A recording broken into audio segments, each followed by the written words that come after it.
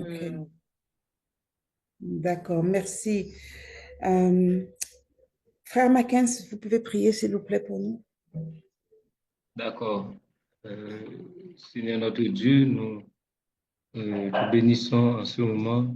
Père, nous te disons merci pour cette opportunité, Seigneur Dieu, et cette grâce, Seigneur Dieu, que tu nous as faite, notre Dieu, en ce moment, d'être ensemble, Seigneur Dieu, et hier, c'est l'administration de Maman Naomi, de Maman Chéziel, et notre frère et fidèle, Seigneur Dieu, qui est là, et les autres, Seigneur Dieu, qui vont nous rejoindre.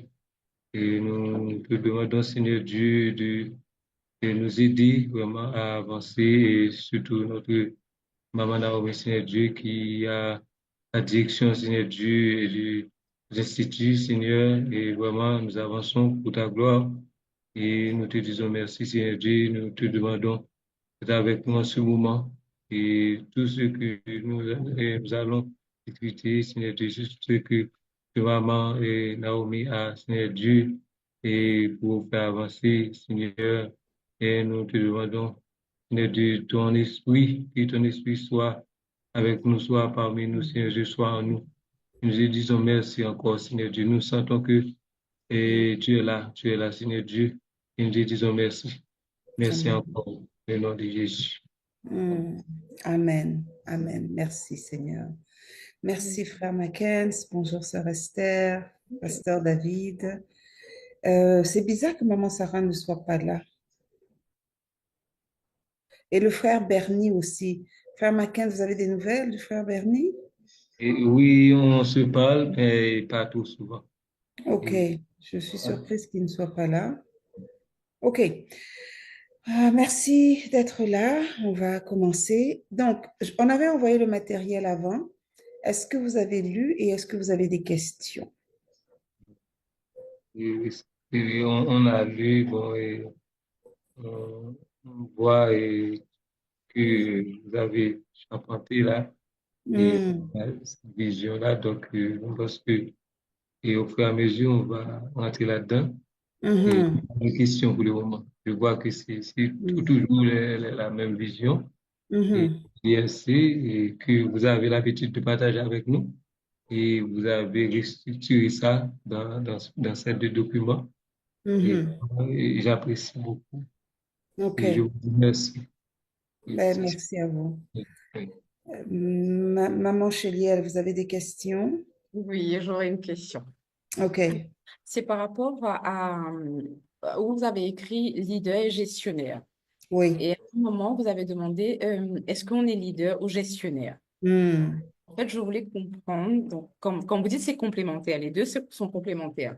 Donc, on doit être leader et gestionnaire également, si j'ai bien compris, hein. Oui. Maintenant, quand vous avez demandé pourquoi, c'est-à-dire si on est leader, si on est gestionnaire, c'est ça que j'ai pas compris. Il fallait répondre qu'on est plus leader ou bien c'est cette partie-là que j'ai pas trop compris, Hmm. que je Il voulais faut savoir. se poser la question parce que c'est important de savoir, on doit être les deux, mais on n'est pas forcément naturellement les deux. Alors, il y a des gens qui sont leaders, c'est-à-dire que, en gros, un leader, il a la vision et le gestionnaire met la vision en application, en gros, si je veux simplifier. Alors, les leaders, c'est des gens qui ont des grands rêves, ils ont toujours des idées, ils ont toujours des nouvelles façons de faire, ils ont une inventivité, une créativité, parce qu'ils voient loin, loin, loin, loin, loin, et ils voient un potentiel. C'est formidable. Mais quand ils sont seulement leaders, ils sont des piètres exécuteurs. Parce qu'ils sont toujours en train de dire, oh, on devrait faire ci, mais ils ne voient pas ce qu'on fait. Et c'est difficile de les suivre parce qu'il faut toujours aller inventer quelque chose de nouveau. Un gestionnaire, quand la personne est seulement gestionnaire, ça peut être fatigant parce que la personne est dans le contrôle. Elle veut s'assurer que tout soit fait comme elle veut, quand elle veut, comme elle le dit. Et le gestionnaire doit mettre des règles, mais aussi être capable d'être souple. Quand on est seulement gestionnaire, on ne voit pas à long terme. On est dans les opérations, aujourd'hui, ici, maintenant. Donc, on a besoin des deux dans une organisation et pour être vraiment quelqu'un d'exceptionnel, on doit être les deux. Et c'est des compétences qu'on développe. Alors, il y a le côté naturel, mais il y a le côté acquisition de compétences. On peut développer et on doit développer des compétences de leadership et des compétences de gestion pour être vraiment une personne complète. Alors, il faut se poser la question, quelle est ma tendance, quelle est ma préférence, quelle est ma tendance? Et de cette tendance-là, je vois que j'ai des faiblesses. Et comment est-ce que je peux pallier à mes faiblesses? C'est en essayant d'avoir un peu plus de l'autre côté. D'accord, merci beaucoup. C'était ça qui Mhm. me questionnait. Merci beaucoup, Maman Mhm. Naoud. Mhm. Je vais donner un autre exemple. Quelqu'un qui est gestionnaire s'occupe de ses affaires et ne s'occupe pas des affaires des autres. Attendez, je vais juste voir. Oh, je vais la rappeler. Quand quelqu'un est gestionnaire, il ou elle ne s'occupe que de ses affaires, que de son dossier. Donc, par exemple, vous, maman Chéliel, si vous faites que de la gestion, vous ne vous occupez que de votre dossier. Peut-être, par exemple, recruter des nouvelles personnes. Et vous ne faites que ça.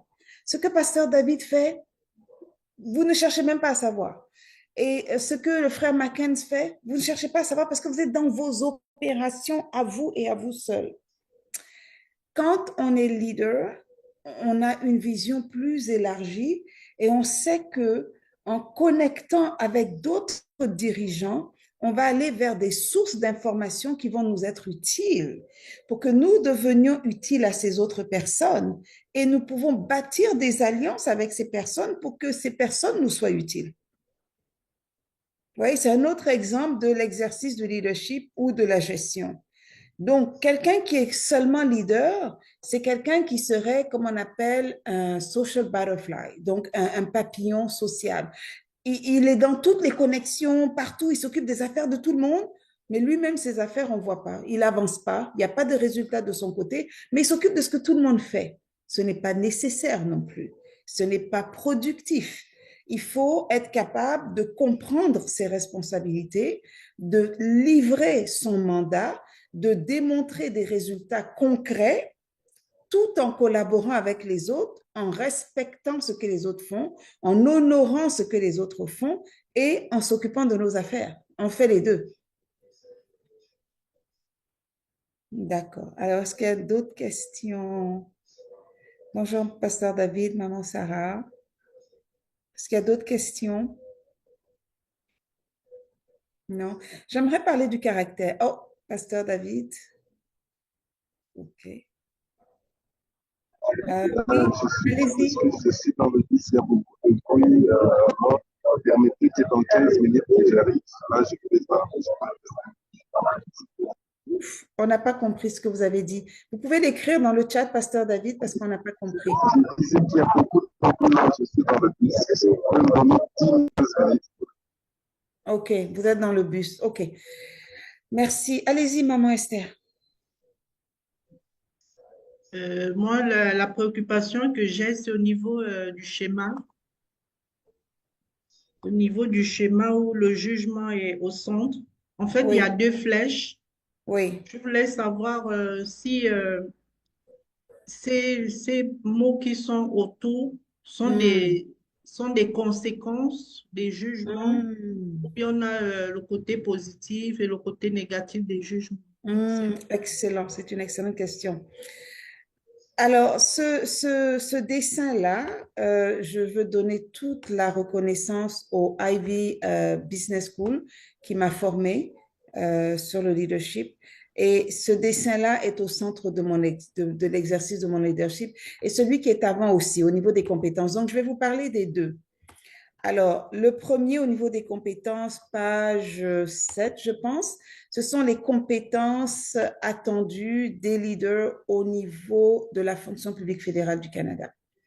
Le deuxième, je ne le vois plus, il est où mon dessin? Ok, il est peut-être dans la présentation PowerPoint, accordez-moi une seconde. OK.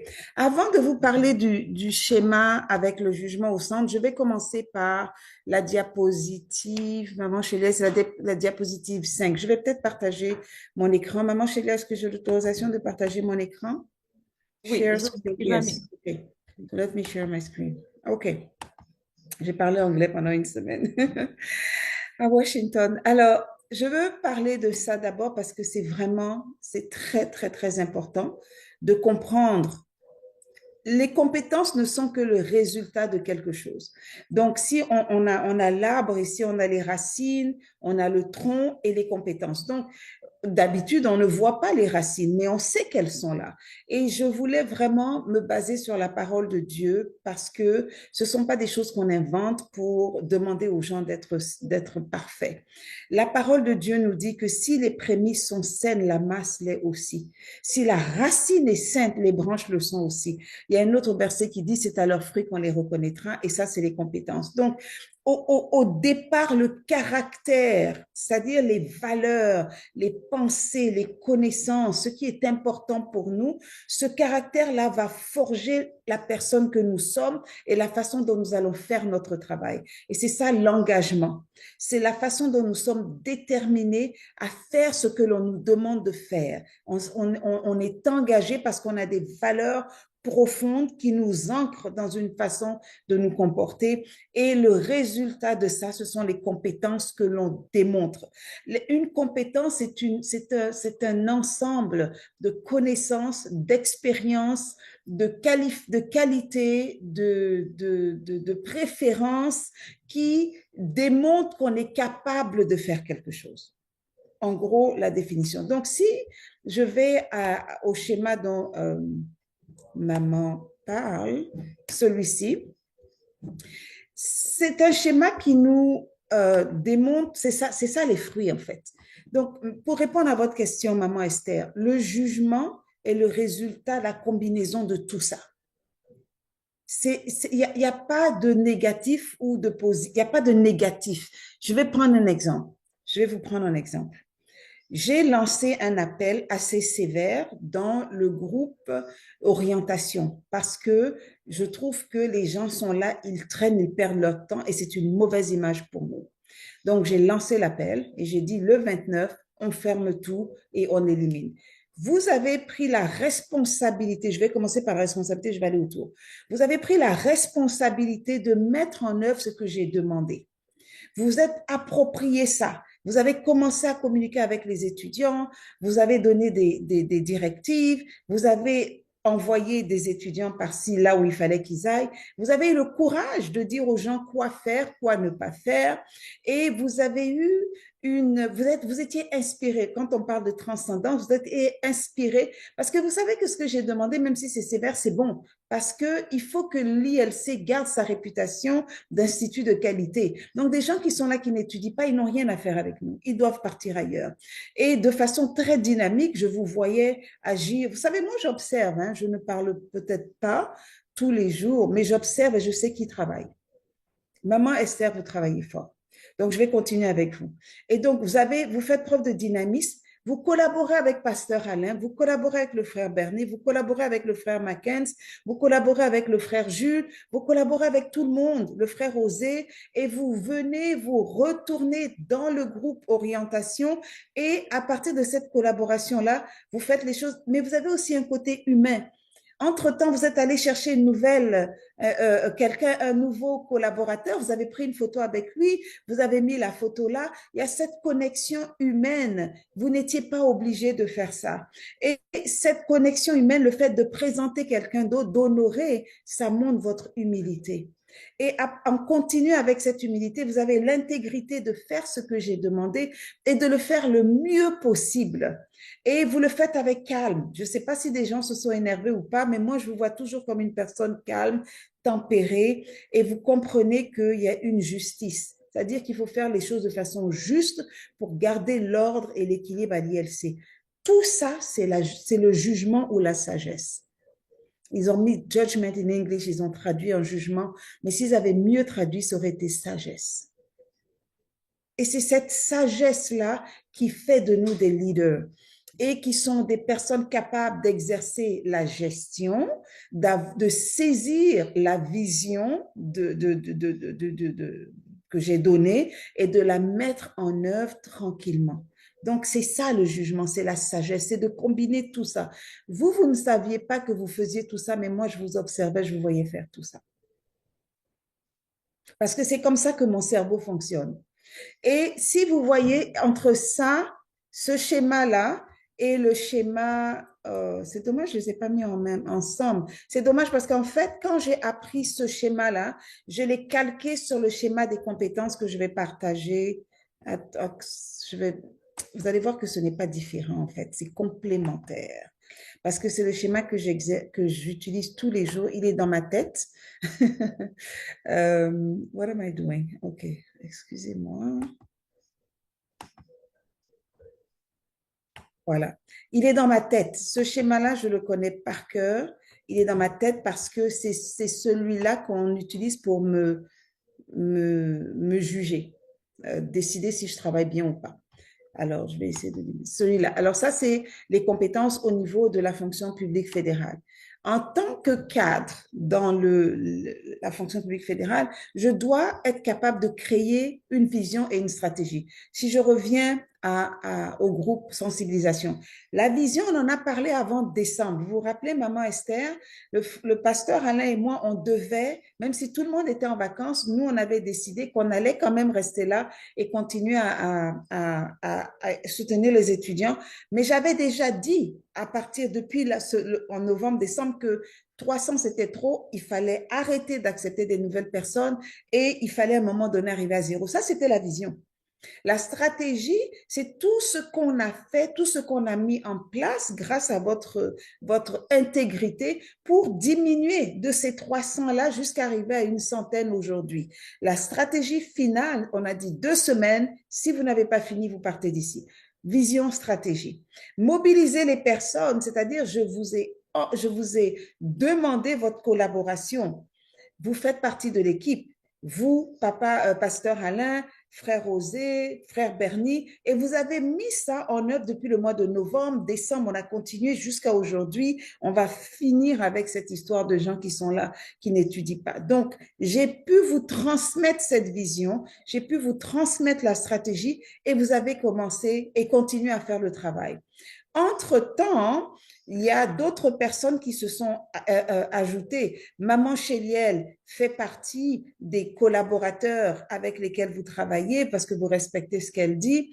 Le frère Mackenzie avec le groupe maintenant des hommes, mais aussi le groupe Haïti. J'ai vu qu'il vous a envoyé quelqu'un d'Haïti hier. Donc, il y a une collaboration. Non, pardon, je suis allée au partenaire. Il y a une collaboration qui continue avec les partenaires. Et entre-temps, on fait partie d'intégrer, on démontre l'intégrité et le respect dans tout ce qu'on fait. Vous êtes une personne très respectueuse, maman Esther. Quand vous posez les questions, il y a toujours une attitude humble et respectueuse. Vous travaillez bien avec tout le monde et on a des résultats concrets.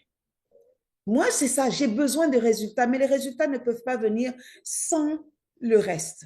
Et là où on a fait la promotion de l'innovation et du changement, c'est que on a le courage de vouloir quelque chose de différent, de vouloir quelque chose de mieux. Donc ça, là, c'est un schéma qui est dans ma tête en permanence. Je ne fais rien en dehors de ça. Quand j'ai une entrevue, quand j'ai une conversation, je pense à ça parce que je dois démontrer ça en permanence.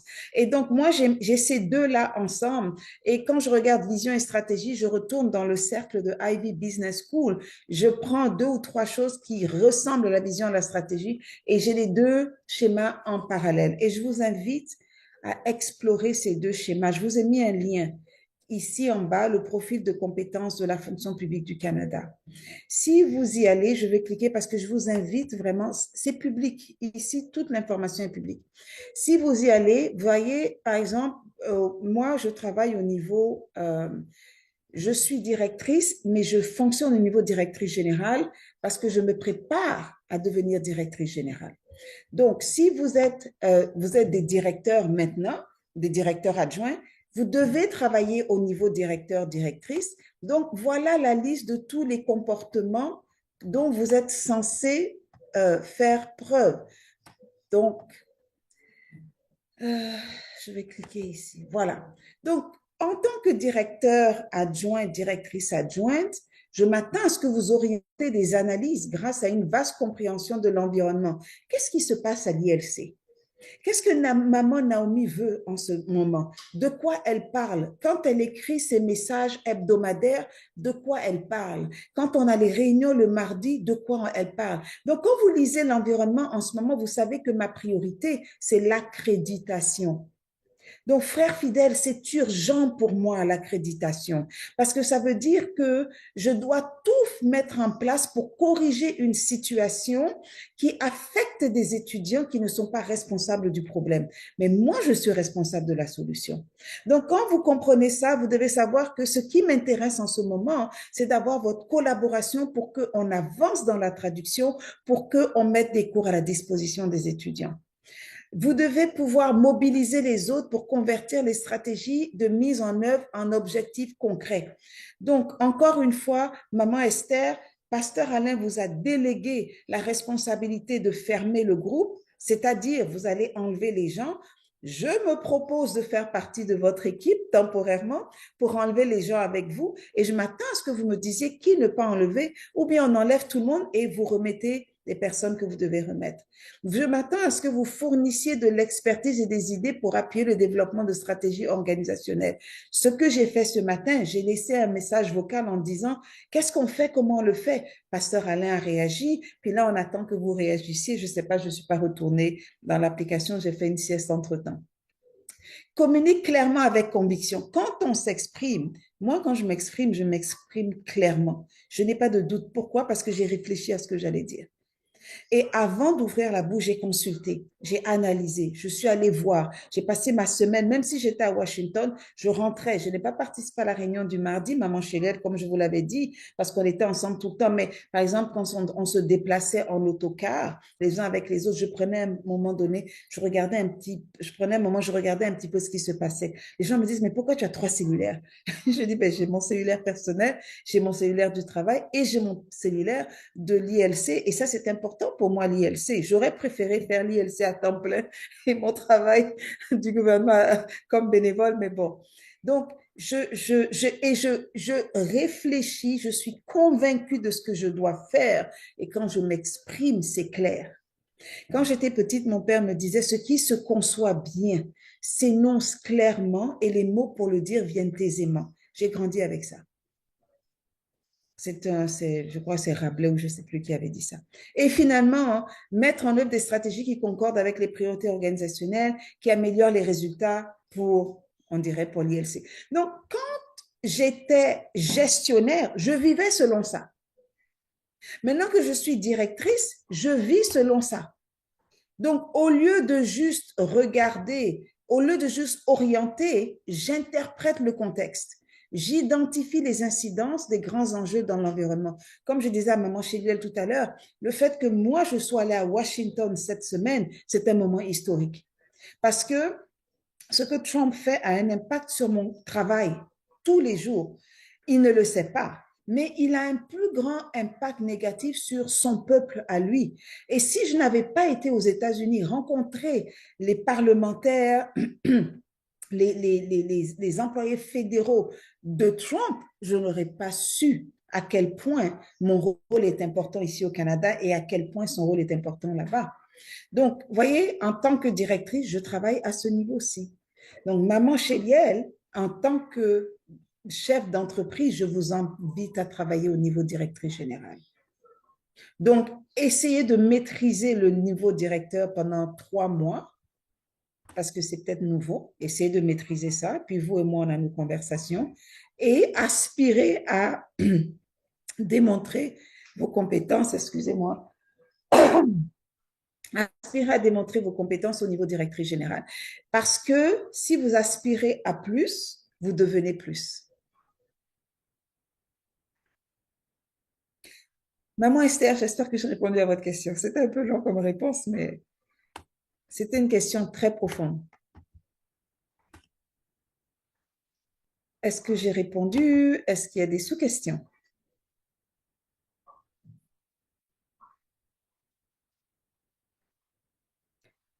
Allez-y.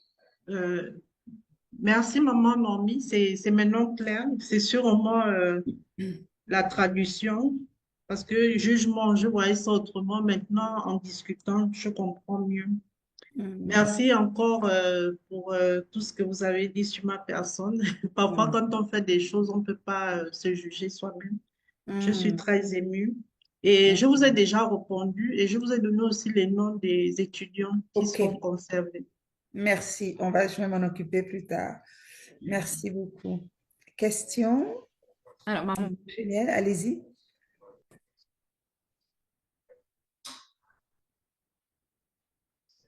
On ne vous entend pas, maman Chéliel. Vous êtes en dessous. excusez-moi. Excusez-moi. Alors, je disais qu'il y a Pasteur David qui a posé une question. C'est ma question est de savoir s'il faut réussir, s'il faut réussir, c'est mieux d'être en même temps leader et gestionnaire. Absolument. C'est ça toute la conversation. C'est de prendre conscience de ce qu'on est naturellement et de compenser avec l'autre côté. Il faut être les deux. À l'ILC, il faut être les deux. Dans vos églises, il faut être les deux. Dans vos affaires, il faut être les deux. Maintenant, il y a des circonstances dans lesquelles vous devez être gestionnaire. Si vous dirigez des ouvriers dans une usine, ce n'est pas le moment de faire du leadership. C'est une usine de production. On veut 20 boîtes, on veut 20 cartons de savon à la fin de la journée par ouvrier. Donc, au niveau de la production, vous assurez que le savon sort. Et il y a un tapis qui amène le savon. Il est emballé. Moi, j'ai travaillé dans une usine quand j'étais étudiante. Donc, le savon sort. On était là avec les ouvrières. Et puis, bon, chacune prend son savon, le met dans l'emballe, vite, vite, vite. On met dans le carton, on remplit le carton. On n'a pas le temps de faire du leadership. On est dans les opérations. On doit livrer 20 cartons de savon par ouvrier par jour. Mais ici, on n'est pas dans une usine de production. On est en train d'inspirer des leaders. Nous sommes comme le président de l'ILC m'appelle apôtre en fait. C'est parce qu'il estime que chaque fois que je mobilise des gens, c'est comme si je crée une église. Donc, vous êtes en train de créer des églises. Une église, c'est une assemblée de gens qui louent le Seigneur. Chaque mouvement que vous faites, même si nous ne sommes pas des églises locales, ce sont des églises. Et on amène le corps du Christ avec nous. Donc, nous devons avoir cette vision de leadership et cette capacité stratégique opérationnelle en même temps. Sinon, c'est comme si on était à moitié leader, à moitié gestionnaire, et puis c'est pas assez. C'est pas assez. Quand on est leader, il faut prôner l'excellence. Et l'excellence, c'est d'être une personne complète dans nos compétences.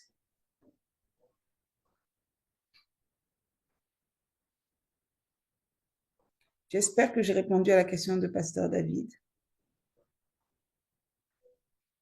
Frère fidèle, je m'attends à ce que vous ayez des questions. Maman Sarah, frère Mackenzie, je m'attends à ce que vous ayez des questions.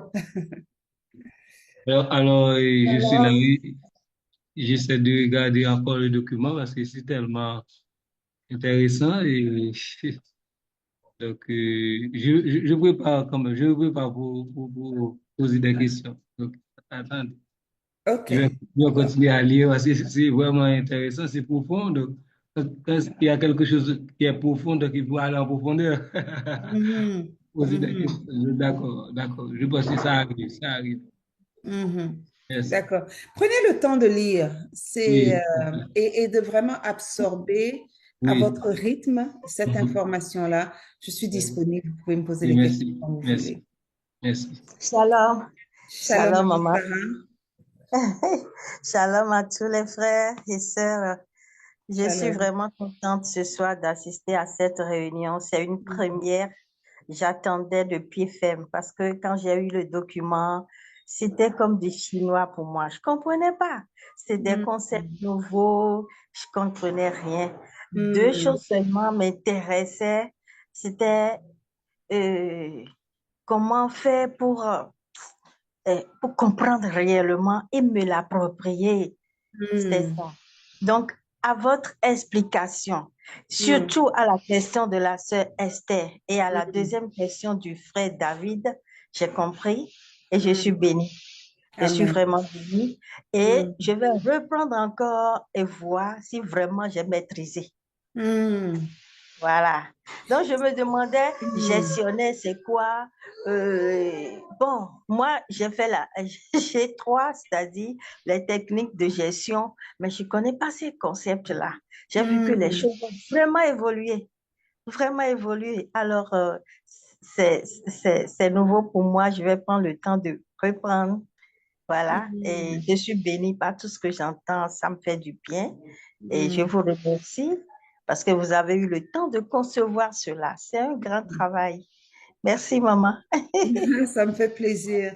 Ça me fait plaisir. Mais je comprends que ce soit nouveau pour vous. La façon de gérer ici est basée sur des études. C'est ce qu'on appelle le comportement organisationnel. Moi, j'ai fait une maîtrise en administration publique. Donc, c'est apprendre à gérer l'administration. Et je travaille dans l'une des plus grandes administrations au monde. Le Canada, ce n'est pas un petit pays. Même si Trump pense qu'il peut nous acheter, ça me fait rire un peu. On a passé toute la semaine à ça.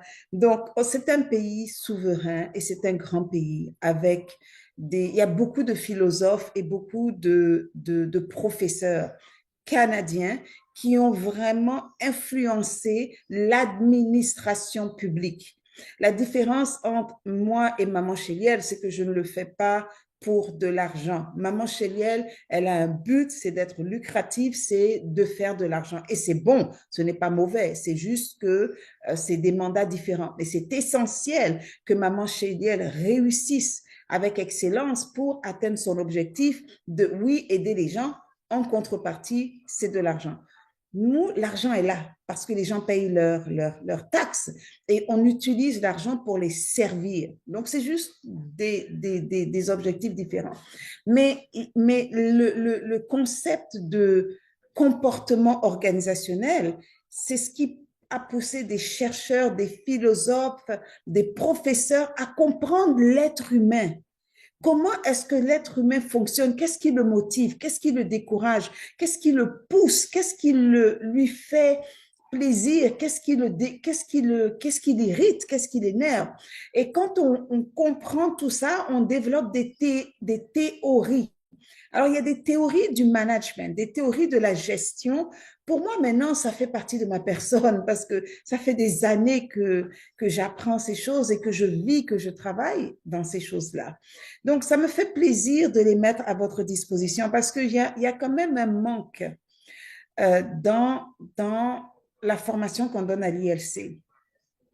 La raison pour laquelle vous êtes ici aujourd'hui, la raison pour laquelle il y a tous ces groupes WhatsApp, c'est que j'essaye de compenser pour ce manque-là.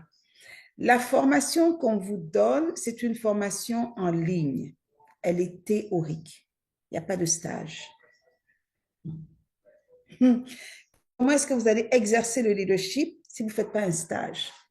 Et le fait que vous soyez des directeurs adjoints, c'est votre stage. C'est-à-dire que ça vient compléter votre formation théologique avec une expérience pratique de leadership et de gestion virtuelle. Avec Maman Esther, c'est maintenant en personne parce qu'elle a déjà pris quelqu'un qu'elle est en train d'encadrer en personne.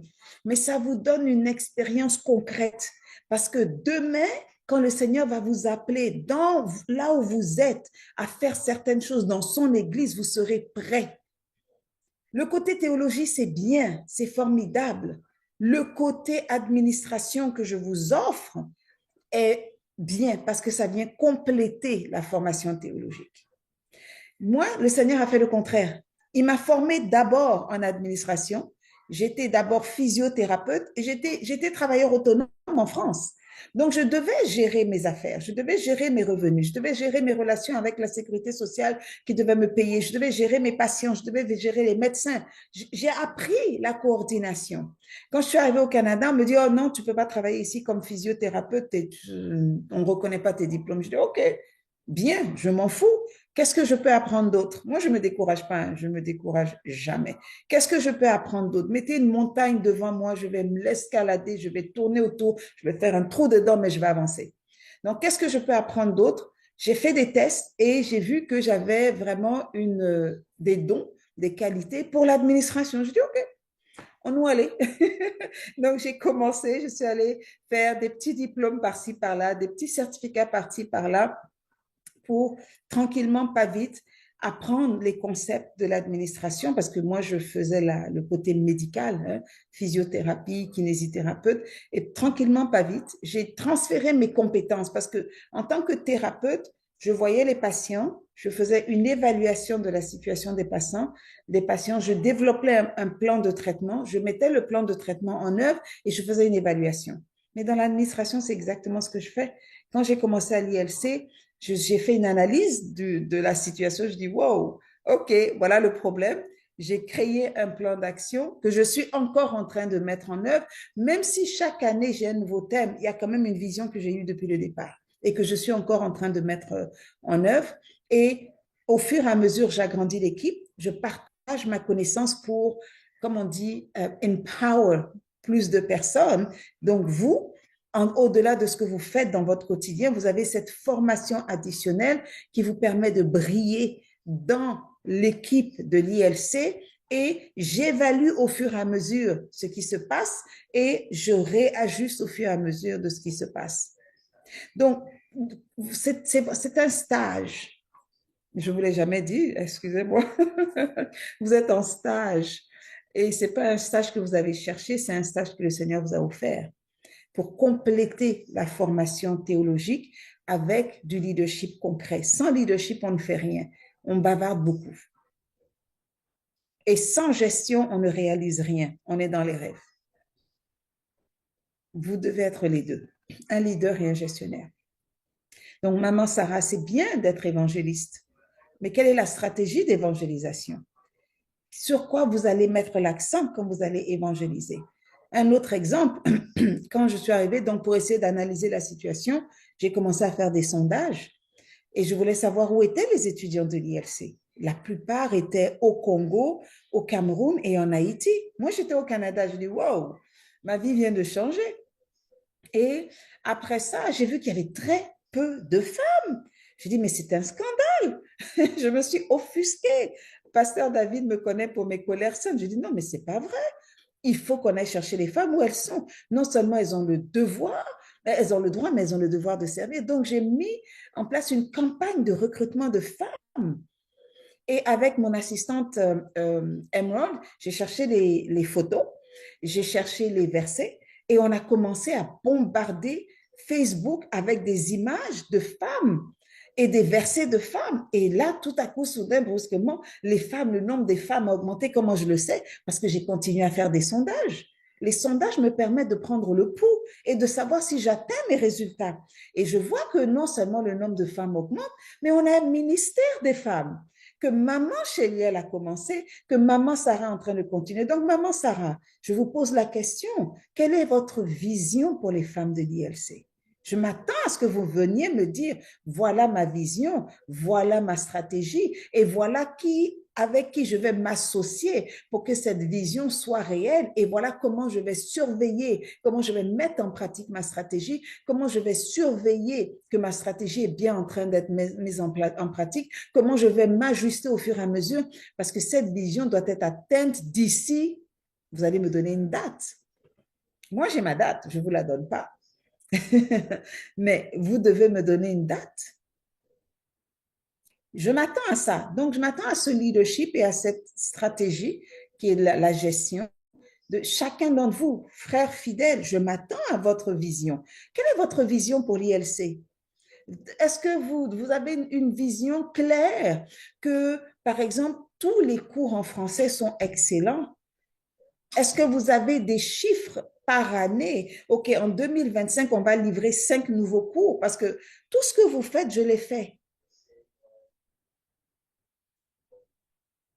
Est-ce que vous avez une vision claire? Et comment est-ce que chaque mois, vous me démontrez que vous êtes en train de mettre en œuvre votre vision avec les rapports que vous donnez à Emerald?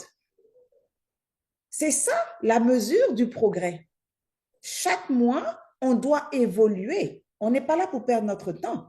Est-ce que chaque mois, frère fidèle, vous pouvez me dire, j'ai un nouveau cours? À un moment donné, moi, je ne devrais plus avoir à vérifier les cours. C'est vous le directeur adjoint. À un moment donné, vous devriez pouvoir finir, envoyer les cours à Emerald, et puis moi, je vois que le cours est en ligne. Et puis, voilà, je peux juste peut-être écrire le message qui annonce à tout le monde que le cours est en ligne. Quelle est votre vision de votre ministère? Vous êtes la tête de la traduction. Moi, j'ai fait votre travail plusieurs années. Maintenant, c'est vous. Maman Esther, maman Chéliel, quelle est votre vision pour les bénévoles? Tous ces gens qui viennent en stage, quelle est votre vision? Quelle expérience de stage allez-vous leur donner? Quelle formation allez-vous leur donner pour qu'ils soient prêts, qu'ils soient équipés à être des bons collaborateurs, des bons responsables, des bons administrateurs? Frère Mackenzie, quelle est votre vision pour le ministère des Hommes, à part la compétition avec le ministère des Femmes que vous avez déjà perdu? Parce qu'on a déjà fait 2 conférences, vous en avez fait 0. Quelle Ah est oui, votre vision d'accord, d'accord, pour d'accord. les hommes que vous dirigez? À quoi vous attendez de leur part au-delà de l'excellence? L'excellence. Premier là, c'est bon. Hein? Je m'attends à votre vision. Qu'est-ce que vous allez faire? Ce groupe des hommes, qu'est-ce qu'il va faire? Comment est-ce que les épouses des étudiants de l'ILC vont se lever et témoigner? Mon mari est différent parce qu'il étudie à l'ILC. Mon mari est différent parce qu'il sert à l'ILC. Quelle est votre vision? Maman Esther, même chose. Vous avez maintenant un nouveau mandat au niveau de l'Afrique centrale. Qu'est-ce que vous allez faire? Vous êtes connecté à des pasteurs. Parce que les étudiants ne sont pas des enfants. C'est des serviteurs de Dieu, des servantes de Dieu. Donc, Maman Esther, vous êtes déjà connecté à des serviteurs, des servantes de Dieu dans la sous-région. Quelle est votre vision? Qu'est-ce que vous allez faire dont vous pourrez parler à la fin de 2025 et dire, voilà ce que j'ai réalisé. J'avais une vision de mobiliser tous les pasteurs locaux, les évangélistes locaux, les docteurs locaux, tout cela, j'avais une vision pour les mobiliser pour que dans leurs églises locales, il y ait des étudiants de l'ILC. Et voilà, chaque mois, je démontre que je suis allée maintenant établir des partenariats avec 2, 3 nouveaux pasteurs. J'ai 3 nouveaux évangélistes, j'ai 3 nouveaux docteurs. Et tous ces gens-là sont prêts à se donner parce que moi, maman Esther, j'ai eu cette vision-là. Frère Bernie, je m'attends à la même chose dans les Caraïbes et les Amériques. Quelle est votre vision? Comment est-ce que vous allez rejoindre les pasteurs locaux? Comment est-ce que vous allez mobiliser les ministères de femmes, les ministères d'hommes dans les Caraïbes, dans les Amériques pour diffuser le message de l'ILC qui est de former des leaders qui vont aller impacter la francophonie dans les Amériques où on parle anglais et espagnol? En français, qu'est-ce que vous allez faire en français? Vous avez un marché extraordinaire. Je m'attends à ce que vous me donniez votre vision. Allez-y, Pasteur David. Ok, je suis déjà arrivé à la maison. Alors, j'étais en train de dire si vous avez épinglé quelque chose, même si vous faites ça, vous avez parlé ça en passant, mais qui est très importante, à laquelle il faut vraiment mettre beaucoup d'accent. C'est quoi? Vous avez parlé des femmes, des serviteurs à l'IFC, telles que nos femmes à nous. Qu'est-ce que le ministère des femmes fait avec nos femmes?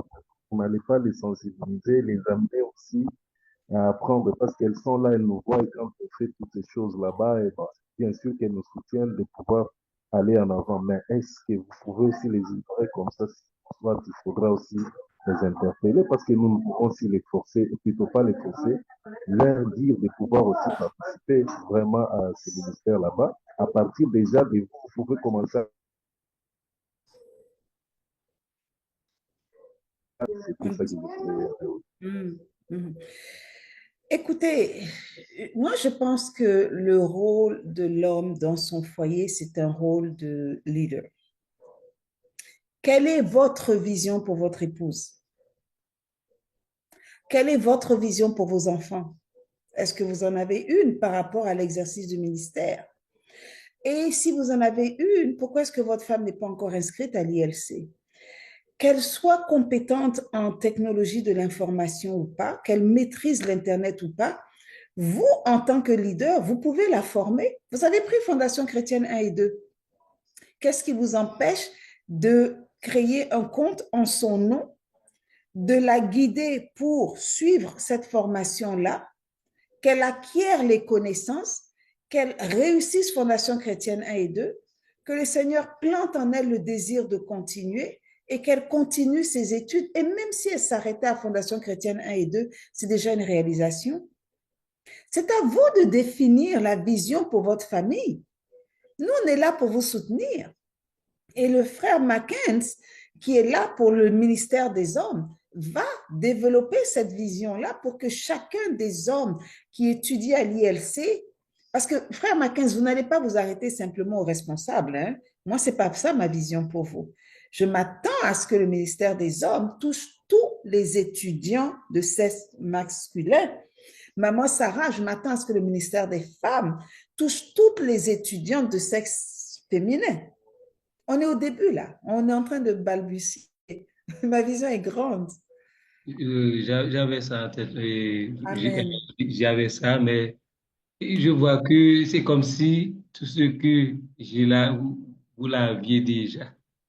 Et Amen. je donne gloire à Dieu pour ça parce que, Amen. je vois que comme vous m'avez dit, de me lancer, vraiment, on va se lancer. Lancez-vous, mon frère, parce que c'est le Saint-Esprit qui va vous guider, c'est pas moi. Moi, je suis là pour vous outiller, mais c'est le Saint-Esprit qui va vous guider. Moi, je suis le côté management. Le Saint-Esprit, c'est le côté leadership. C'est lui qui va vous guider, c'est lui qui va vous donner des idées parce que c'est ce qu'il a fait avec moi. Moi, je n'ai pas été formée pour être directrice d'école biblique, j'ai été formée pour être une administratrice. Donc, je peux gérer n'importe quel programme.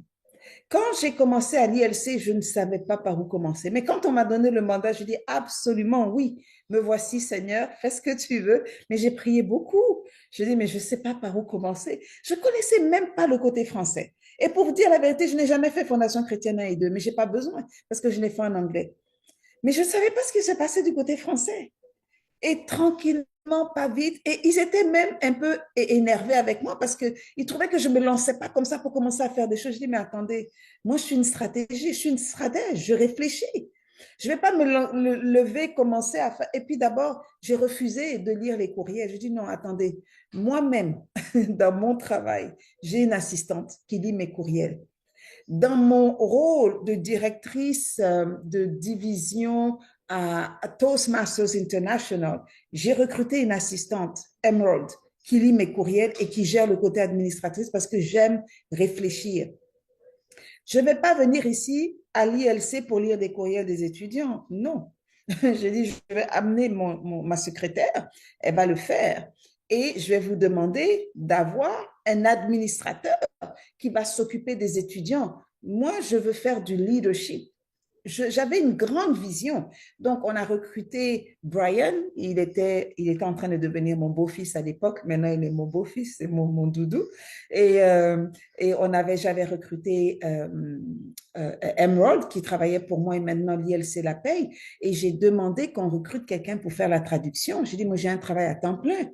Donc, il y a certaines tâches administratives que je n'ai pas envie de faire parce que c'est opérationnel et j'ai besoin de réfléchir. Maman chérie, elle n'a pas ce luxe-là. Elle est obligée d'être dans les opérations, elle est obligée d'être dans la stratégie, elle est obligée d'être dans la vision parce que c'est une femme d'affaires. Moi, je suis une fonctionnaire. Donc, j'ai le luxe de choisir ce que je veux faire et ce que je ne veux pas faire. Mais dans ma tête, c'était clair que je devais amener cet institut quelque part et je ne voulais pas être distraite par des opérations. Donc, j'ai une grande vision. Et cette vision-là, c'est le Saint-Esprit qui me l'a donnée et je sais qu'il vous la donne. Parce qu'il ne peut pas me la donner à moi. Comment je vais faire tout ça? Je ne peux pas. Ce que chacun d'entre vous fait, à part le ministère des Hommes, je l'ai fait. Mais je ne peux pas porter tout. On ne réussit pas seul dans la vie. Donc, je commence et je délègue. Je commence et je délègue. Et vous voyez, on a un grand absent ici, malheureusement, parce qu'il a eu un problème, il s'est fait agresser, on lui a volé ses outils. Mais c'est un exemple de gestion et pas de leadership. Je parle de la méditation de la parole. Depuis le début, je vous dis à tous de vous associer. Maman Esther travaille avec Pasteur Alain, ce n'est pas par hasard. Frère Mackin, je vous recommande d'avoir un numéro 2. Frère Fidèle, je vous ai recommandé d'avoir un numéro 2. Pasteur David, vous travaillez avec Maman Paula depuis le début. Maman Chéliel et moi, on est des partenaires. Maman Sarah, je vous recommande d'avoir un numéro 2. Parce que notre pasteur Emungu a eu un problème, la méditation s'est arrêtée net, net, parce qu'il n'y a pas de numéro 2. C'est une leçon pour nous tous. Il fallait qu'on la vive. Moi, je le sais. Même dans mes équipes ici au travail, les gens travaillent à 2. Parce que quand vous travaillez à 2, vous avez la liberté d'être malade, la liberté d'être absent, la liberté d'être en vacances, vous avez la liberté de disparaître, et le travail continue. On appelle ça business continuity. Il y a des équipes entières qui pensent à la continuité des affaires en cas de problème. Donc, j'ai été formée dans ça. Donc, quand vous travaillez seul, vous ne pensez pas à la continuité des affaires. La preuve, la méditation s'est arrêtée. Basta, c'est fini. Il n'y a personne pour prendre la relève. Pourquoi? Parce que personne n'a travaillé avec le pasteur Emungu, personne n'a été formé pour prendre la relève, il n'y avait pas de plan B. Et j'ai laissé faire. Parce que quelquefois, il faut laisser faire et vivre les choses pour que les gens comprennent ce qu'on dit. Maman Chéliel, quand vous m'avez remplacée, je vous ai parlé de ma vision, je vous ai demandé de vous trouver un numéro 2. Vrai ou faux? Aujourd'hui, Maman Sarah a pris le leadership de femme. Mais la transition s'est faite facilement. Pourquoi? Parce que vous avez réfléchi à cette transition et au moment de la transition, ça s'est fait comme une lettre à la poste. Et c'est ça le leadership. Un leader crée des leaders. Un gestionnaire ne crée pas des gestionnaires. Un gestionnaire contrôle tout. Quand il ne peut pas faire, l'affaire est bloquée, l'affaire est gâtée, on n'avance pas. Frère Fidèle, vous et moi, on s'est parlé dans la semaine. C'est le seul avec lequel je communiquais parce qu'on a une urgence du côté de traduction. Oui, c'est bien ça, maman. Vous avez compris ce que je vous ai dit. 4 Très bien compris, maman. jours, 4 jours, c'était trop pour moi. Et j'ai communiqué, je dis, attention, il faut toujours avoir un numéro 2. Moi, j'ai 2 numéros 2 de mon équipe. Je m'en vais à Washington, je surveille un peu mes clients, évidemment, mais tout se passe impeccablement bien parce que ce que je fais avec vous ici, je le fais avec les gestionnaires qui travaillent pour moi au gouvernement fédéral. Quand je m'absente, il n'y a jamais de problème. Pourquoi? Parce que je forme la relève en permanence. Mon but en tant que leader, c'est de me rendre inutile. Quand je suis partie en vacances l'année dernière, est-ce que vous avez senti même que je n'étais pas là? Maman Chéliel a fait ça impeccablement. Mais Maman Chéliel et moi, on se parlait depuis. Je la préparais depuis. J'ai vu qu'elle était prête. On va parler de vacances d'été, Maman Chéliel. Il est temps de planifier. Vous devez tout le temps être en train de penser à la relève. Rendez-vous inutile.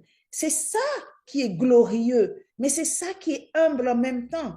Rendez-vous inutile. Faites en sorte que le jour où vous n'êtes pas là, même dans une organisation à but lucratif, Maman Chéliel, le jour où vous n'êtes pas là, vous devez avoir un numéro 2, un numéro 3 côté finance, côté budget, côté planification, côté opération. Vous devez avoir des gens qui font rouler la machine.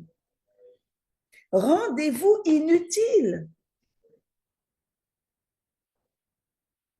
Déléguer, ça s'appelle la délégation. Vous formez les gens, on délègue à des gens qui sont compétents. On a vu, on voit quelque chose en eux, on voit les compétences, on voit la capacité, on les développe et là, on leur donne la responsabilité. C'est ce que j'ai fait avec chacun d'entre vous. Là où la seule chose que je n'ai pas pu faire, c'est préparer le ministère des Hommes, je ne suis pas un homme. Donc, mon frère Mackenzie, vous êtes une innovation pour moi. Parce que je n'aurais pas pu gérer ça. Votre rôle est le seul que je n'ai pas joué.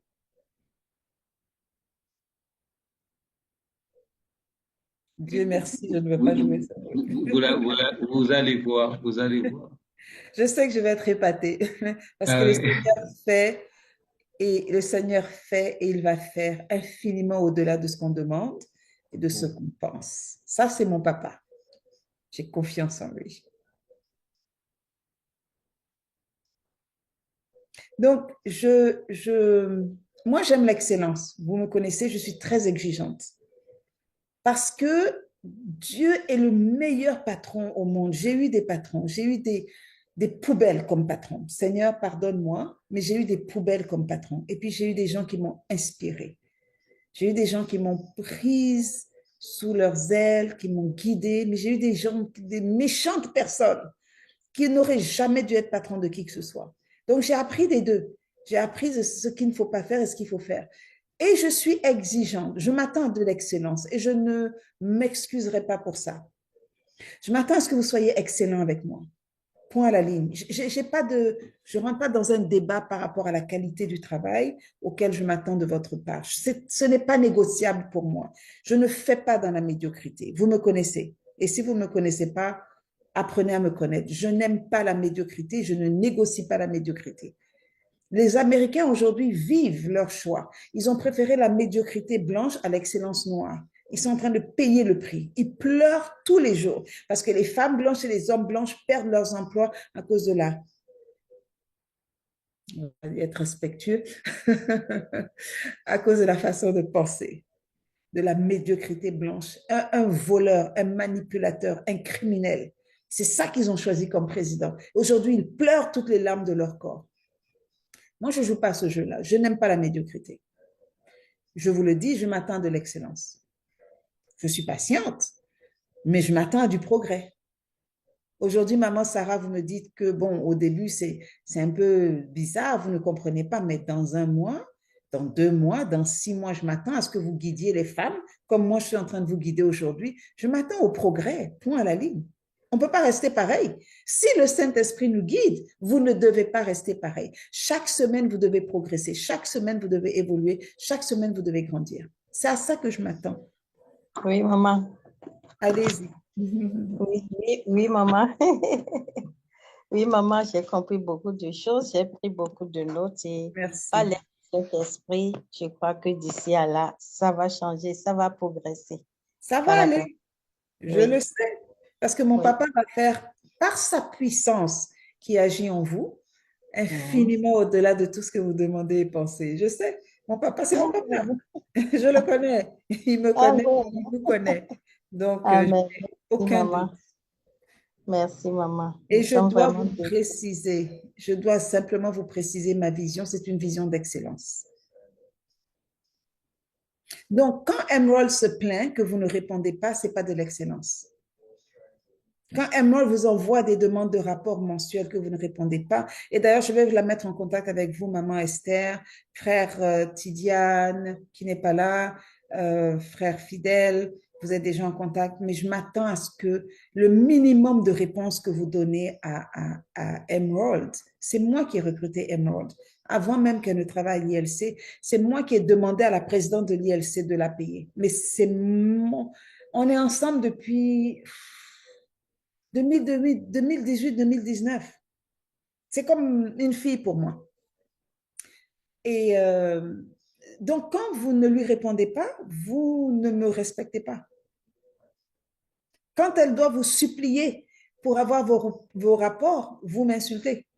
C'est comme ça que je le prends et je suis sérieuse avec vous. Le minimum auquel je m'attends de votre part, quand Emerald vous contacte, c'est de lui dire ce mois-ci, je n'ai pas de nouvelles données. Et ça, c'est même pas normal que vous n'ayez pas de nouvelles données. Maman Sarah, vous devez être capable de dire à Emerald, on a eu X nombre de rencontres de prière avec les femmes, on a eu X nombre de rencontres remue-ménage.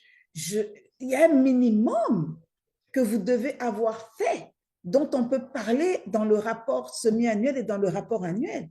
Même chose pour Pasteur David. On a eu X nombre de rencontres avec les bénévoles, on a fait une évaluation, on a analysé les résultats de l'évaluation, on est en train de... Je m'attends à du progrès chaque semaine, chaque mois, de la part de tout le monde. Mon frère Mackenzie, je vais vous mettre en contact avec avec Emerald, et vous devrez pouvoir lui dire, au mois de mars, on a été établi, on n'a rien fait. Je vais lui dire de commencer à vous contacter au mois d'avril, mais je m'attends à ce que vous lui disiez, en avril, on a eu une réunion où on a parlé de ceci, une réunion où on a parlé de cela. et qu'au mois de mai, on continue dans la même direction avec des nouvelles données.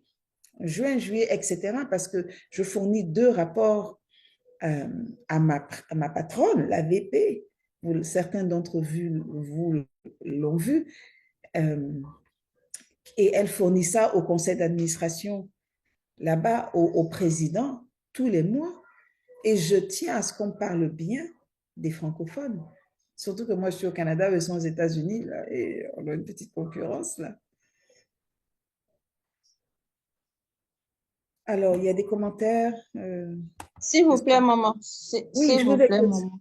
Je vous écoute. Oui, par rapport au rapport, il y a une date butoir, il y a une date à laquelle il faut avoir déjà déposé. Pour ce mois de mars, par exemple, c'est déjà passé. C'est Je demande. passé. C'est passé, c'est pas grave. C'est parce que je n'ai pas donné à Emerald vos coordonnées, parce que j'attendais que tous les courriels, toutes les adresses courriels soient créées, et j'ai vu que finalement la vice-présidente a créé les adresses courriels qui manquaient. Donc, je prends la responsabilité, c'est pas grave. Maman, Emerald va vous envoyer un courriel pour vous demander, je pense qu'elle écrit vers le 25 du mois, maman Chéliel. Et donc, vous savez que ça va venir. Vous savez qu'elle va vous demander. Donc, soyez prête. Analysez vos affaires, prenez des notes de tout ce que vous faites. Et puis, vous avez des réunions le mardi. C'est aussi des sortes de mise en œuvre. Donc, gardez les renseignements. Et quand elle va vous envoyer un courriel, vous lui répondez en anglais. Si vous savez, si vous pouvez écrire en anglais parce qu'elle ne parle pas français. Si vous écrivez en français, elle va utiliser Google Drive. Elle est formidable, cette femme. Elle ne parle pas un mot de français, mais elle est formidable. Elle va dans Google Drive, dans Google Translate, elle fait copier-coller, elle a une idée de ce que vous avez écrit. Ben, si vous pouvez lui écrire en anglais, c'est mieux. Mais je vais vous mettre en contact ce week-end avec elle et puis elle va vous écrire. Donc, le 25 du mois, soyez prêts, soyez prêtes à dire ce que vous avez fait. D'accord. Merci, maman. C'est noté. Merci. Pasteur David? Oui, par rapport à ce que vous venez de parler concernant les rapports, je connais très bien que vous avez été toujours exigeante à ce point-là. Ça, je le reconnais. Et puis, vous connaissez aussi comment on a pu commencer. J'ai toujours voulu aussi être exigeant à ce point-là. Mais de notre côté, je voulais un peu me justifier, mais pour un peu. Mais après la réunion, si on pourra voir même 2 minutes, 3 minutes, je vous dirai de quoi il s'agit. Et puis, nous pouvons quand même arranger. Il y a quelque chose qui cloche et qui ne va pas parce que j'ai du mal à faire tout un mois et je manque les rapports. Ce n'est pas vraiment moi là. Ça, je sais qu'il y a quelque chose qui cloche et donc je voulais qu'on puisse un peu en parler pour arranger. Parce que moi aussi, ça me fait du mal. Je sais que nous travaillons dans une société multinationale. Ce sont les Google encore que vous connaissez peut-être, ce sont des Suisses et des Américains. Alors, on nous a appris, je connais mon superviseur avant que je ne puisse aussi avoir des responsabilités. Il disait ceci. Même à 2 heures du matin, quand je t'appelle, tu dois avoir un petit carnet à côté. Quand j'ai géré la station carburant au sein de cette société, il me disait, même si je t'appelle à 2 heures du matin, tu dois quand même me donner. Et cela m'a toujours beaucoup aidé. Pouvez-vous imaginer, on fait 2 mois sans rapport en tout cas, ça ne va pas, c'est pas moi. Ça m'a beaucoup gêné. Ça m'a beaucoup gêné. J'espère qu'on va en parler plus tard. Et je fais la même chose dans mon travail. C'est pas des rapports, en fait, c'est de façon hebdomadaire. Alors moi, tous les ans, sans que ma patronne le demande, je développe un plan stratégique. C'est comme ça que je fonctionne. Je planifie, j'ai la vision, j'ai la stratégie et mon plan va du 1er avril au 31 mars, tous les ans. Et quand j'ai le plan stratégique et ensuite, je suis organisée par trimestre. Donc, j'ai deux équipes et chaque équipe, et je les mets en parallèle parce que j'ai besoin que les 2 gestionnaires travaillent ensemble. Alors, chaque équipe a ses objectifs, ses réalisations, les résultats par trimestre. Et au-delà de ça, je demande à chaque gestionnaire de prendre ce travail par trimestre et de dire aux membres de leurs équipes quoi faire chaque mois. Et chacun fait ce qu'il ou elle, chacune fait ce qu'elle a à faire. Et à la fin de l'année, j'ai un rapport annuel qui correspond de façon identique à ce qu'on avait planifié parce qu'on fait tout ce qu'on est censé faire. Tout. Et ma patronne, je vous avais dit, je devais avoir une évaluation de rendement. Et puis je trouve ça dommage parce que bon, peut-être qu'il n'y a pas assez d'écart entre elle et moi et que je suis toujours dans l'excellence, donc je monte très, très vite au niveau supérieur. Mais elle n'avait rien à me dire pour améliorer. J'ai trouvé ça triste. Parce que normalement, en tant que ma patronne, elle doit être capable de s'élever bien au-dessus de moi et de me donner des critères pour m'améliorer. Mais je lui rends la vie difficile parce que je prône l'excellence. Moi, j'aime pas qu'on me dise quoi faire. Depuis petite, j'aimais pas. Donc, j'ai très vite compris ce qu'il fallait faire et je le faisais de façon proactive pour qu'on ne vienne pas me dire quoi faire. Quand il fallait choisir un métier, on m'a dit d'être infirmière. Je dis jamais de la vie. Infirmière? C'est-à-dire que le docteur va venir me dire tous les jours qui piquer, qui ne pas piquer, qui... Non, je ne suis pas capable. Mais je ne voulais pas être médecin non plus. Donc, je suis devenue physiothérapeute parce que, en tant que physiothérapeute, je pouvais travailler de façon autonome. Le médecin me donnait un diagnostic, le patient venait avec son histoire de vie, mais j'étais responsable de faire mon évaluation et de créer mon plan de traitement. Donc, moi, je n'aime pas qu'on me dise quoi faire. Et la VP ne me dit pas quoi faire parce que je ne suis pas cette personne-là. En fait, moi, avant même que tu me dises quoi faire, j'ai déjà réfléchi et je t'ai dit, voilà ce que je vais faire et c'est plus que ce à quoi toi tu avais réfléchi parce que je déteste qu'on me dise quoi faire. Parce que je me dis que quand je me lève le matin, je dois réfléchir aux attentes et précéder la demande. C'est comme ça que je réfléchis dans ma petite tête.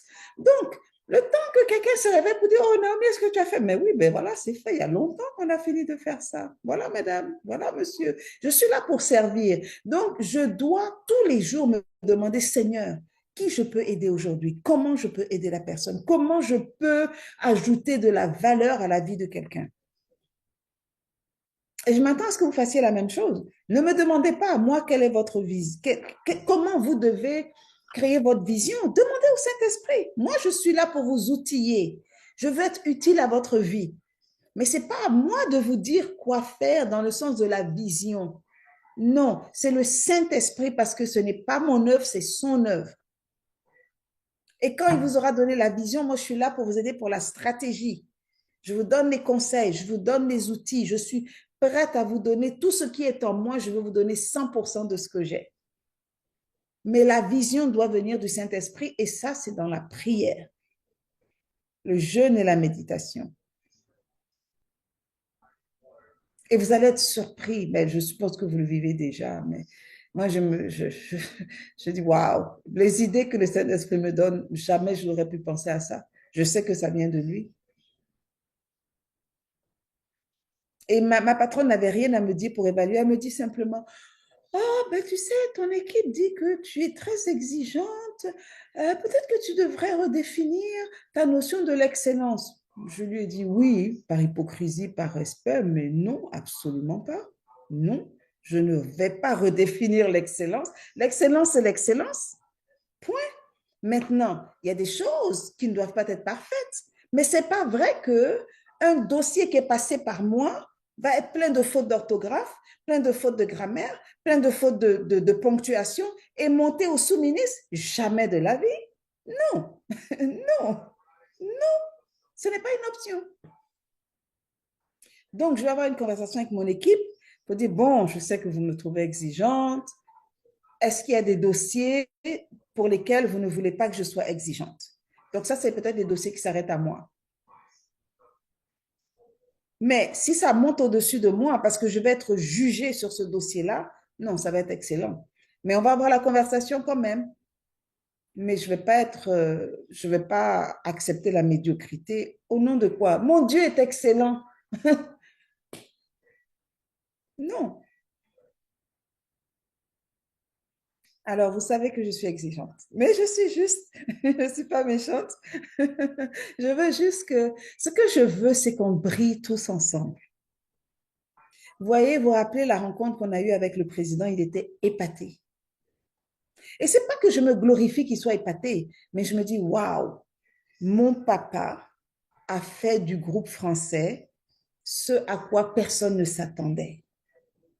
Et je veux que ça continue. Parce qu'il était content. Parce que quelque part, en fait, il a pris un risque en me nommant. Comme il a dit, il dit, mais je ne connaissais pas cette femme, elle avait vécu en France, elle travaillait pour le gouvernement fédéral. Je me suis dit, mais c'est qui elle? Il a pris un risque. Le Saint-Esprit lui a dit de me choisir. Il a pris un risque parce qu'il ne me connaissait pas. En plus, je suis une femme noire. Je suis la seule noire dans le cadre là-bas, professoral. À part le docteur Mpendi qui vient de temps en temps faire des apparitions, je suis la seule et il n'a pas laissé une bonne réputation.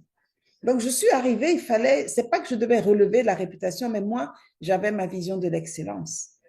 Et il est heureux quand il pense au côté français parce que jamais il n'a eu à s'inquiéter depuis que je suis là.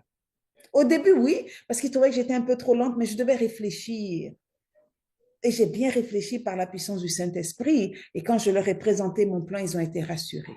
Et ils m'ont donné tout ce que je leur ai demandé. Je leur ai demandé Brian, je leur ai demandé Emerald, je leur ai demandé Orlan, qui travaille avec le frère fidèle. Ils m'ont demandé ça. Je dis, pour le reste, je vais gérer avec des bénévoles. Je n'ai pas besoin de plus d'argent que ça.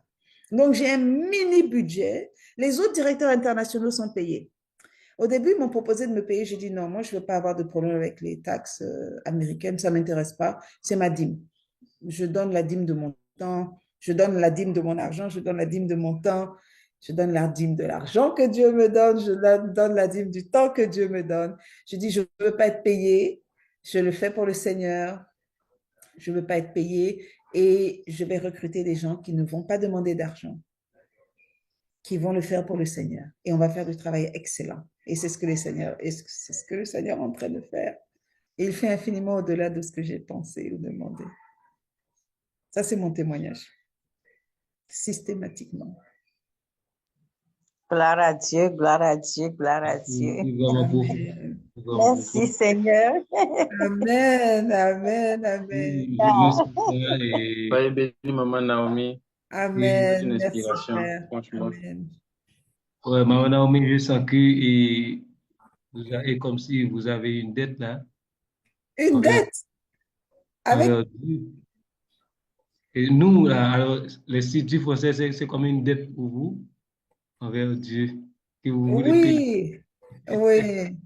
Et nous devons vraiment participer et vraiment à honorer la dette.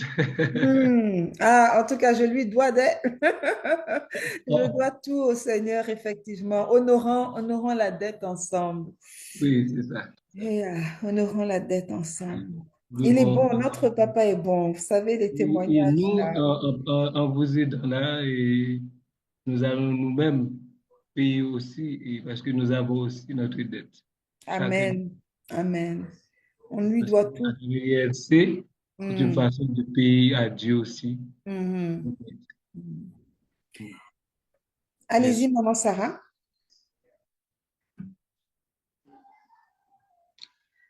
Alors, Oui, on vous écoute. vous me suivez? Oui, on vous entend. Ok, merci. Je voudrais, excusez-moi, maman Naomi, je voudrais revenir sur le programme de la méditation. Oui. Oui, parce que je me rappelle qu'à une des réunions, le sujet a été évoqué et vous étiez en train de dire que l'objectif de l'ILC n'est pas le partage du test de la méditation tous les jours. On peut trouver une autre option. Voilà. Oui. Et ce jour, le révérend n'était pas là. Et ça coïncidait par hasard comme ça à l'événement qui lui est arrivé. Et puis, bon, voilà. Maintenant qu'il n'est pas là, comment nous allons faire? On ne va pas laisser ça comme ça. L'option, vous avez dit, on va trouver une autre option. Oui, je m'attends à ce que vous me proposiez une option. Ok, d'accord. Ça doit venir. Et c'est là qu'on parle de partenariat. Vous vous rappelez ce que j'ai partagé? Merci, maman Sarah, pour la question. Je voulais que quelqu'un pose la question. Je vais vous partager mon écran. OK. Ici, là, on a parlé des partenaires et des intervenants. Tout à l'heure, je vous ai dit Je m'attendais à ce que vous vous occupiez de vos affaires, mais que vous regardiez aussi les autres. Depuis que le révérend Emungu, c'est pas moi qui ai proposé le révérend Emungu, je ne le connaissais pas. C'est quelqu'un, c'est un de vous là. C'est pas maman Esther ou Non, maman Chéliel. non, c'était le pasteur Alain. C'était le Pasteur frère. Alain. Pasteur Alain. Mais je m'attends à ce que quelqu'un pose la question que maman Sarah vient de poser. C'est ça le partenariat. Qui va faire quoi? Il y a des tas de femmes qui sont capables de guider la méditation. Il y a des tas de frères qui sont capables de le faire. Je m'attends à ce qu'on me propose quelque chose. Et je suis d'accord avec vous, maman Sarah. Le but de l'ILC, c'est d'étudier. Le but des groupes WhatsApp, c'est de favoriser les études. Donc, j'avais proposé que peut-être au début de la semaine, on mette le lien du lecteur de la Bible et que chacun prenne la responsabilité d'aller lire. On peut mettre peut-être, je ne veux même pas qu'on mette le texte par jour parce que je tiens à ce que les groupes WhatsApp soient pour l'étude de la parole de Dieu. La méditation, c'est aussi l'étude de la parole de Dieu, mais c'est en dehors des certificats. On peut méditer la parole de Dieu tous les jours, il n'y a pas de certificat. Mais si on étudie, on a un certificat. Et je travaille en ce moment pour qu'on ait vraiment un baccalauréat en français. Ça va prendre un peu de temps, mais je travaille dessus. Donc, qui va prendre le relais? Vous êtes toute une équipe de directeurs, de directrices adjoints et vous avez des gens avec vous qui sont capables. Je m'attends à ce que vous alliez déceler du talent quelque part. Il y a des personnes qui sont zélées. Identifiez le talent et proposez-moi quelque chose. Si c'est vraiment un besoin des étudiants, quelqu'un va se lever et va dire, moi, je veux le faire. Si ce n'est pas un besoin, l'affaire va s'arrêter. Moi, je médite la parole de Dieu tous les jours. Donc, je n'ai pas besoin d'être guidée par le pasteur Emungu. J'aime beaucoup le lecteur de la parole. Je parle du lecteur de la Bible depuis des années. Ça fait partie des messages, des liens que je mets dans mes messages. Je connais le lecteur de la Bible, ça fait longtemps. Moi, je médite la parole de Dieu tous les jours. Maman Sarah, quelqu'un va se réveiller et dire, je veux le faire. Oui, je n'entends plus, le volume est parti complètement.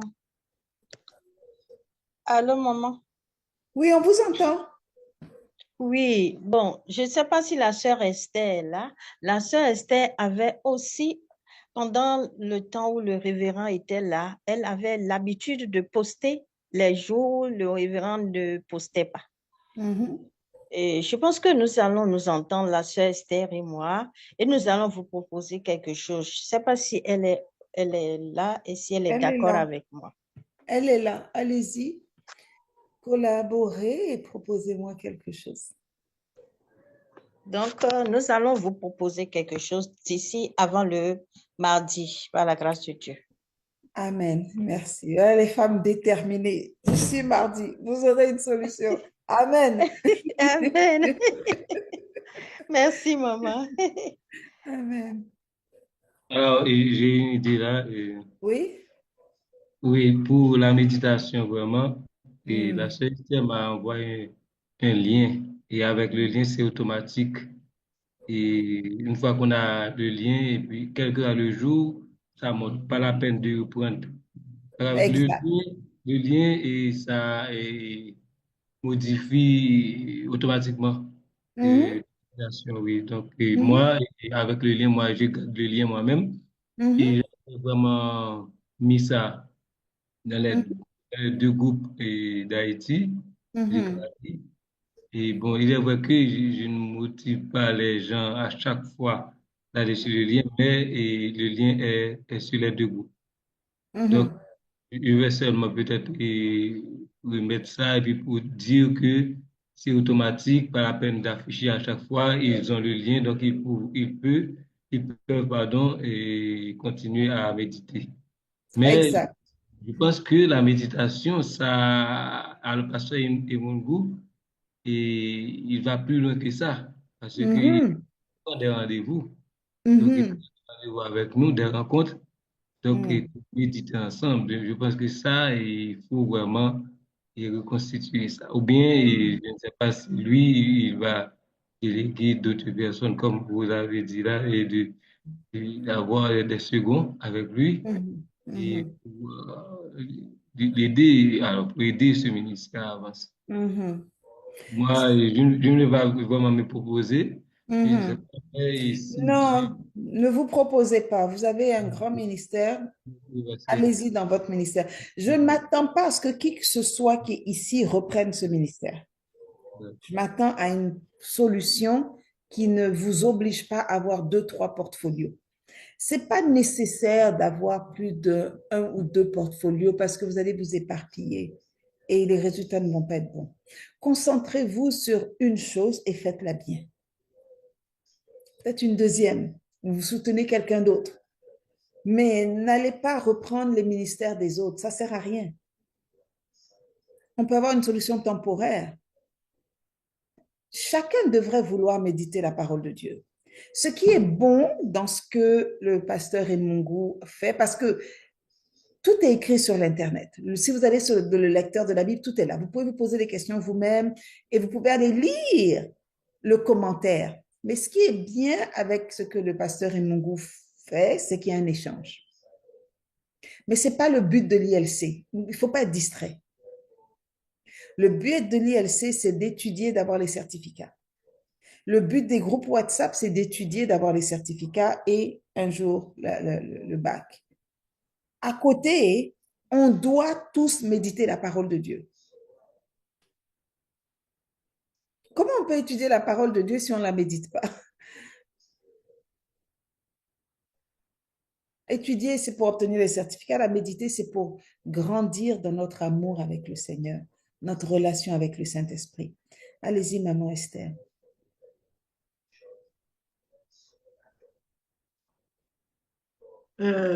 Merci, maman Normie. Ce que je voulais proposer par rapport à la solution à la méditation biblique, parce que le frère Emungu nous avait fait déjà des formations et quand on intervenait tous les lundis, il me donnait déjà cette possibilité de pouvoir être, comment dirais-je, dirigé. Voilà. Là, ce que je propose, c'est que comme on a déjà des départements qui sont en train de s'ouvrir, on a par exemple le département des femmes et des hommes, parmi les activités qu'on aura, on peut consacrer la méditation de la Bible parmi ces activités. Et j'avais dit au frère Martins qu'on peut l'avoir, on peut le télécharger sur notre téléphone. Moi, je l'ai en application. Oui. Donc, c'est vraiment pas une priorité puisque c'est bien écrit que l'ILC, ce sont des études en ligne. Donc, les gens ne peuvent pas être surpris d'être tout le temps connectés à Internet. Donc, je trouve que c'est mieux qu'on mette ça parmi les activités qu'on aura parce que c'est important. Moi, j'ai beaucoup appris. Hein. Je n'arrivais pas à comprendre un verset biblique ou bien à le détailler. Et les rencontres avec le frère Emungu m'ont beaucoup aidé. Donc, je préfère qu'on les mette comme activité. Ça va résoudre. Parce que quelqu'un se met, comme vous pouvez le dire, on ne peut pas prendre le ministère de quelqu'un d'autre parce que lui, il le faisait tous les lundis. Après, il le faisait avec les groupes WhatsApp. Je ne vois pas déjà avec tout ce qu'on a là. De notre Comme maman Sarah n'était pas là pendant que vous avez parlé, consultez-vous avec le frère Mackenzie, maman Sarah, maman Chélière, consultez-vous. Pasteur David aussi est là. Et essayez de trouver une solution intermédiaire et une solution à long terme. Je n'ai pas eu de nouvelles du pasteur Emungu depuis, je ne sais pas s'il n'a pas la possibilité d'avoir un nouveau cellulaire, je ne sais pas s'il est malade, je ne sais pas s'il est alité, je ne sais pas. Mais il faut planifier et je prends la responsabilité aussi. Moi, je cherche une personne et je m'attends à ce que vous cherchiez quelqu'un pour vous aider. Sinon, ça devient... Moi, j'ai vu, par exemple, le pasteur Paul-Marie, je ne sais pas s'il est disponible, parce que dans le groupe des responsables, je voyais qu'il intervenait chaque jour, même sans pour autant que quelqu'un agisse. Il était toujours le premier. Et je le vois bien dans ça. Exact, moi aussi, mais ce n'est pas moi qui vais le désigner. Voilà, il y a une maman Chéliel qui est responsable des bénévoles. Laissons-la faire son travail. Là, elle a levé la main. Alléluia. Excusez-moi. En fait, c'est ça. On en avait déjà parlé. On en avait déjà parlé pour le pasteur Paul Marais avec le révérend Emungu. Et notamment, je l'avais déjà recommandé. Et il devait, normalement, en train de faire le suivi. Mais il a pas eu le temps de revenir vers moi, en fait, pour savoir si oui ou non. Mais c'est quelque chose qu'on a déjà proposé, en fait, que le pasteur Paul Marais soit à ses côtés. Et même avec le pasteur Paul Marais, j'ai déjà expliqué. Il a dit oui, il était d'accord même.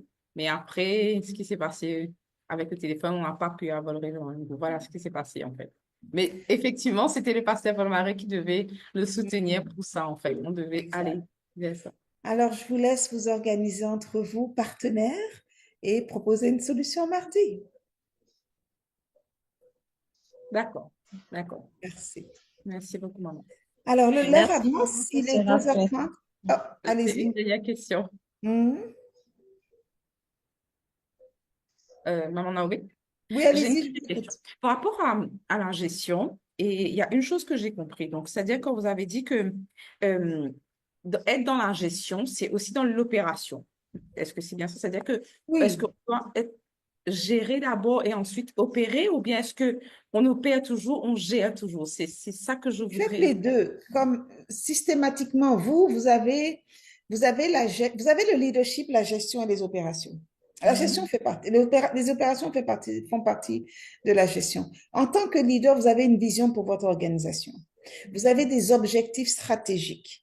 Et maintenant, vous avez des plans d'action. Vous avez des attentes pour chacun de vos employés par mois. Vous m'avez dit que vous faites votre comptabilité tous les mois. Donc, vous attendez à un certain résultat tous les mois. Mais comment est-ce que ce résultat est possible? C'est par les opérations. Qu'est-ce que chaque personne fait chaque jour, du lundi au vendredi, pour que vous ayez le résultat auquel vous attendez chaque semaine et chaque mois et chaque année? Donc, les opérations, en fait, c'est des urgences. C'est s'occuper de vos clients. C'est ça, les opérations. Donc, la gestion, vous occupez de votre personnel. Les opérations, vous assurez que votre personnel s'occupe de vos clients. Quels sont les besoins de vos clients? Maintenant, vous avez des partenaires où votre leadership, vous vous occupez des partenaires en haut et vos employés s'occupent des opérations et des clients en bas. Ok, je comprends. Ça D'accord. aide? Oui, ça aide beaucoup. Beaucoup, beaucoup. Voilà. Merci. Merci. D'accord. Alors, est-ce qu'il y a un autre commentaire? Est-ce que je dois les lire? Oui, pour aller loin, il faut être exigeant. Je suis d'accord avec vous. Mais de toute façon, moi, je n'ai pas le choix. Je suis exigeante. J'ai toujours été comme ça. Je m'attends au meilleur. Donc, voilà. Je ne peux pas me changer. En vieillissant, Vous savez, ma fille m'a dit quelque chose un jour. Elle était petite, hein, petite, 10 ans. Elle me dit, maman, tu sais, je ne changerai jamais. C'était une rebelle. Je ne changerai jamais. Je deviendrai seulement une meilleure définition de moi-même. Je l'ai regardé, je dis, wow, c'est vrai. C'est vrai. Les gens ne changent pas. Quand vous regardez votre enfant à 2 ans, j'ai une petite fille, j'ai mon neveu, ma nièce qui a une petite fille, et il appelle la directrice parce qu'elle est bossy. Elle donne des ordres à tout. C'est la plus jeune. Bon, là maintenant, il y a un tout bébé un bébé qui est né, mais elle commande son père et sa mère et ses frères et ses soeurs, et on fait ce qu'elle dit. Et son père me disait la dernière fois, oh, elle va changer. Je dis, non, mon fils, elle ne va pas changer. Elle est comme ça. Ce que tu dois faire, c'est la guider dans des valeurs humaines, dans des valeurs d'humilité. Mais elle est une dirigeante. She's a leader. She's not going to change. Elle ne va pas changer. Elle va devenir une meilleure définition d'elle-même. Et si tu ne l'orientes pas bien, elle sera un despote. Parce que c'est en elle de commander. Un petit bout de chou. On fait ce qu'elle dit, quand elle dit, comme on dit. C'est elle qui dirige la famille. Et pourtant, son père est auditeur. Un homme brillant. Il est vérificateur et auditeur au gouvernement fédéral. Donc, lui, il va dire aux gens, tu as mal fait, on te punit. Tu as bien fait, on te récompense. Mais à la maison, il a un patron, une petite fille qui le commande et qui commande tout le monde. On ne change pas. On devient une meilleure définition de nous-mêmes. On améliore ce que nous sommes. Moi, quand j'étais adolescente, on m'appelait directrice. Donc, quand je vois la petite, j'ai pitié d'elle. On m'appelait directrice parce que c'était la même chose. Je savais ce que je voulais j'exprimais mes besoins et je m'attendais à ce que les gens répondent à ce que j'avais demandé. Il n'y avait pas d'autre option que oui. Bon, maintenant, j'ai appris à mettre un peu d'eau dans mon vin, mais c'est ça. Donc, je n'ai pas de gêne par rapport à qui je suis parce que c'est comme ça que le Seigneur m'a faite. Je suis responsable d'avoir l'humilité, l'humanité, l'intégrité, d'aimer les gens. Je suis responsable de mon caractère. Ma personnalité, je ne peux pas vraiment la changer pour devenir aujourd'hui quelqu'un qui ne prend pas les devants. Ce n'est pas possible. Mais le caractère, c'est-à-dire la façon dont je prends les devants, je suis responsable. Mais le besoin de prendre les devants, c'est comme ça que je suis. Quand on va arriver quelque part, mais j'aime bien aussi que quelqu'un prenne les devants. J'aime bien, je suis aussi docile que dirigeante. Si je vois que la personne est capable, je me laisse guider. Mais si tu veux nous amener dans un trou, non, je ne te suis pas. Il faut être capable.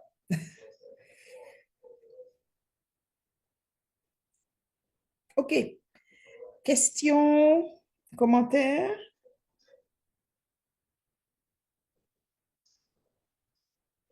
Alors, l'enregistrement Maman Chéliel, est-ce qu'on va le partager avec tout le monde? Est-ce qu'on va le mettre sur YouTube? Ou est-ce qu'on le partage seulement dans le groupe WhatsApp de l'administration? Parce que Pasteur Alain n'est pas là. Il y a plusieurs frères fidèles, on l'a perdu. Donc, qu'est-ce qu'on fait? Alors, moi, je conseillerais qu'on partage dans l'administration, justement. OK, d'accord. Donc, quand je vais recevoir le lien, je vais vous l'envoyer. Merci. Alors, s'il n'y a pas d'autres questions, on va prier parce que je sais que Pasteur David veut me parler et ça fait quand même 1h36 qu'on est là. Un peu plus longtemps parce que Maman Chéliel et moi, on s'est connectés un peu avant. Maman Chéliel, priez, s'il vous plaît. D'accord. Merci. Seigneur, je te remercie. Merci encore pour cette grâce, cette opportunité que tu nous accordes d'avoir été dans ta présence, d'avoir appris encore de nouvelles connaissances.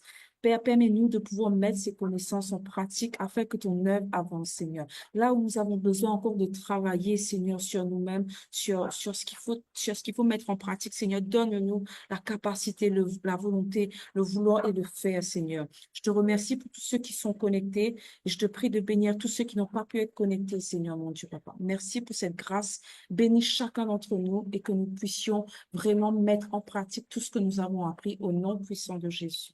Amen, amen, amen. Amen, amen. Shalom, shalom, la paix chez vous et on se parle mardi, Dieu voulant. Merci, bye bye. Amen. Donc, Maman Chéliel, ne coupez pas, hein, s'il vous plaît. Oui. Je veux juste arrêter, voilà. OK.